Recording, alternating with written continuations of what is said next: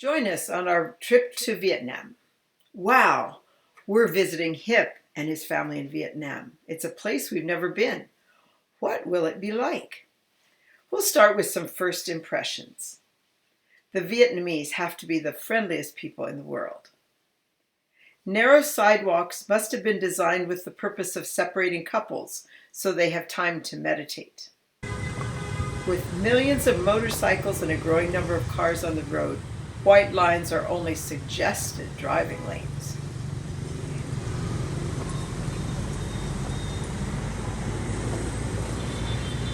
It's amazing how the street environment changes dramatically by walking left or right from Hiep's home.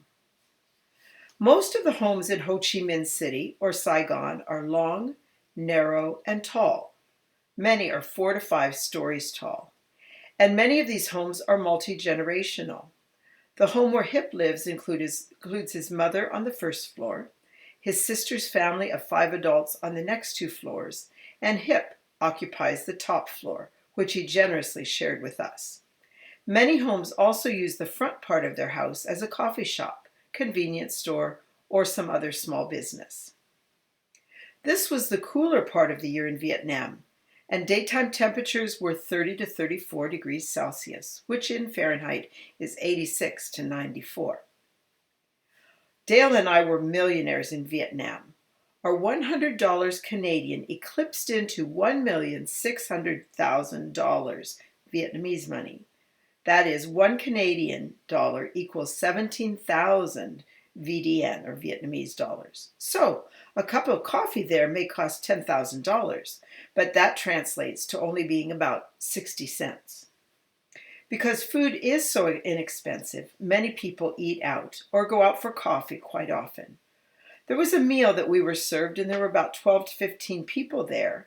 It served us well, and we were told it only cost about $25 Canadian. Cooking in Vietnam, you see, would mean going to the market in the morning to purchase the food and then spending the time to cook. Our biggest highlight. Outside of meeting up with Hiep, our biggest highlight was meeting Hiep's mother. We found her to be a very delightful and warm person. She basked in the joy of her family as we celebrated Tet, which is Vietnamese New Year.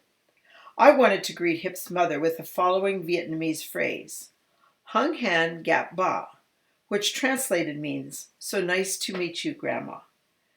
Spending time with Melissa, Hiep's daughter, who was working there, was an added treat. Tet is the biggest celebration of the year in Vietnam, even bigger than the U.S. Thanksgiving Day. Most people have at least a week to go home to celebrate with their families. Because of this, Saigon has a lot less people than usual, but it still seemed very busy and crowded to us. Restaurants actually raised their prices about 15% to pay their depleted staff more just to keep them working during Tet. Some things that happened on New Year's Day, which was January 25th on our calendar, at the Bui home were, first of all, the whole family came home, all those that live in Vietnam. And a delicious meal was served with a wide variety of kinds of food. Family pictures, each family with Grandma, and Dale and I were included in each of these pictures. Giving lucky money to the children, or someone one younger than you, called Lì Xì. This annual custom involves red envelopes with some new money, and it carries Vietnamese hope for children to eat more, grow rapidly, to study well, and have a delightful year ahead. And there were flowers everywhere. The flower markets, there were decorations in homes, lots of displays the crowds enjoyed on Walk Street. Dale and I felt very honored by Hiep's extended family.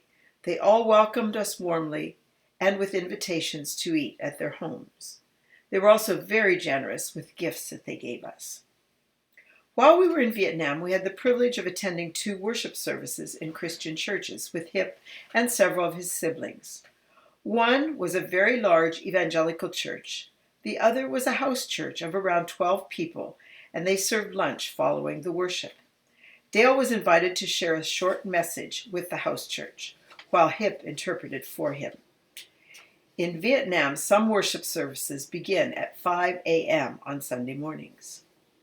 While eating and visiting with Hiep's family, we discovered that the young people are concerned with climate change more so than their parents.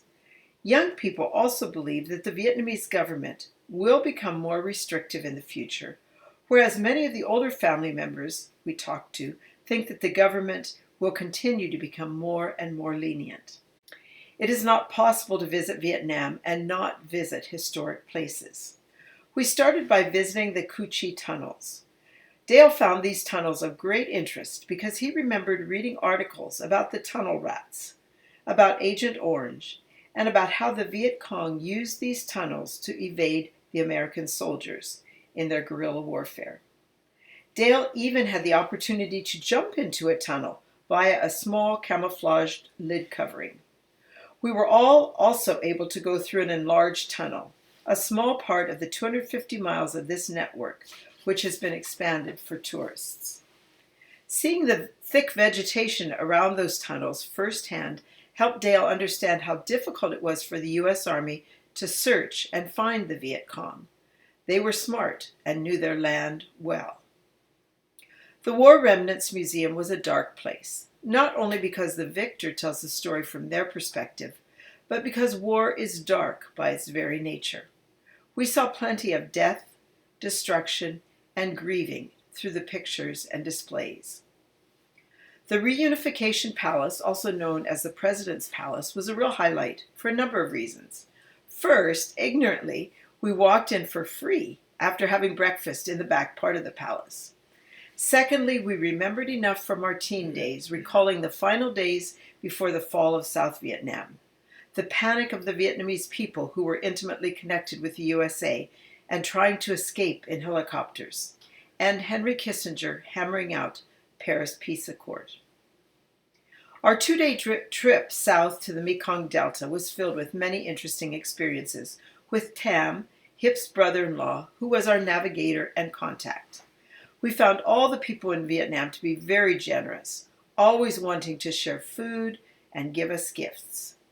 We started out by going to Cam Tho, and had lunch at a restaurant with friends, which included fish and a hot pot of shrimp. Many of the men lamented the recent law about drinking and driving, which would involve huge fines for anyone found with any amount of alcohol in their body.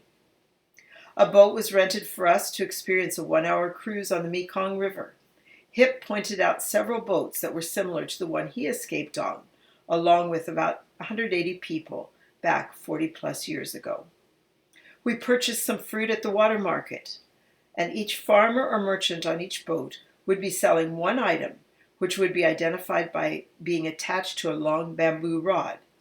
We went to this market mid-afternoon, but were informed that the busiest time for this market was very early morning, like 5 a.m. Toward evening, we headed out to Soc Chang, visiting Dam's nephew, who is a priest in a small village or parish of about 700 people, and all their houses are built along a river. Several years ago, the people of the parish constructed a road, so they no longer needed to rely on a boat or canoe for transport. The road was very narrow, only wide enough for a small car.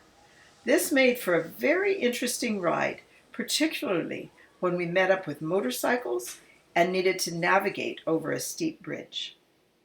Fish for our dinner was being barbecued over a fire as we arrived. Observing the digging up of taro root for later was also a unique experience.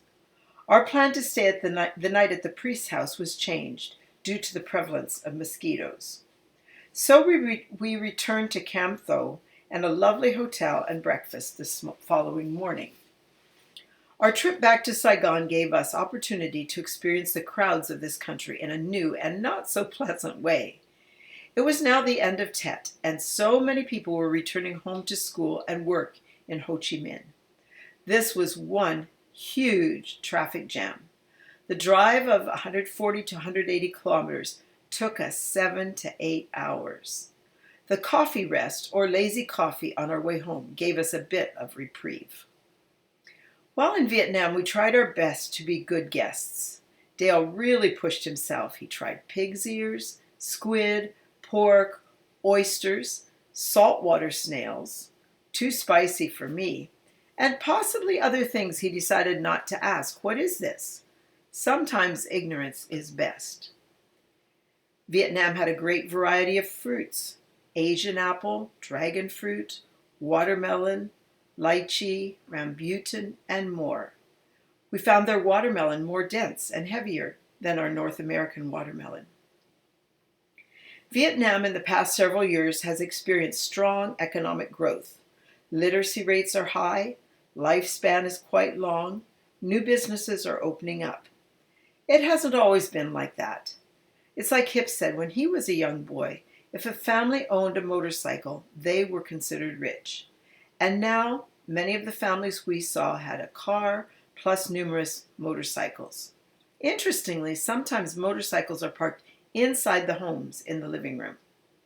So Vietnam has gone from walking to bicycles to motorcycles and to many cars, buses, and trucks on the road. We can just imagine Saigon with millions of cars, with their many streets being very, very narrow. As there were no crosswalks, it was an interesting feat to learn how to maneuver our way across the street through the traffic. We thoroughly enjoyed our time and visit in Vietnam. Living with Hiep and his family opened our eyes to the inner circle of family life, for which we will be forever grateful. Wherever we traveled, some things remained constant: familial love, family traditions, celebrations, and graffiti. Thanks, Hiep. 40 years after God nudged us to take into our home a young 14-year-old boat person from Vietnam, God rewarded us with a brief moment in time to meet his mom, siblings, cousins, and extended family. God has truly enriched our lives, and we are indeed very grateful. It's like the Bible says, every good and perfect gift comes down from the Father of heavenly light.